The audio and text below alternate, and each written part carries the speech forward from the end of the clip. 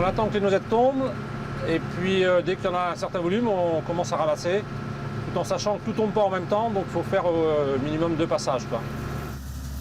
L'étrange machine que pilote Philippe ne sert que 2 semaines par an pour la récolte. Les balais ramènent les fruits à coque au centre de l'allée, puis la ramasseuse trie et rejette les déchets pour stocker les noisettes propres.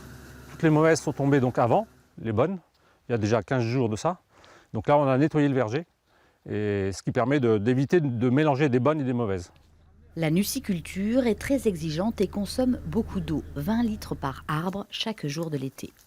Une fois récoltées, les noisettes vont sécher ici, en attendant que la coopérative du Lot-et-Garonne vienne les chercher. Une fois arrivées à la coopérative, elles sont lavées, séchées, calibrées.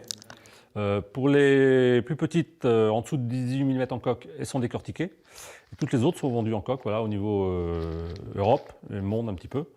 Et donc moi je récupère les noisettes, une quantité au fur et à mesure de l'année, à la coopérative pour les reconditionner et puis les vendre localement. La nuciculture française et ses 300 producteurs ne représentent que 1% de la production mondiale. Ils se plantent 400 hectares de noisetterais par an. Coquille, c'est la marque des noisettes françaises. Quand vous voyez ça, vous êtes sûr de la qualité à 98%. Parce qu'on n'est pas dans les noisettes, hein. Il peut y en avoir une qui soit mauvaise. La plupart des noisettes que vous trouvez sur les étals vient de Turquie, même la production bio.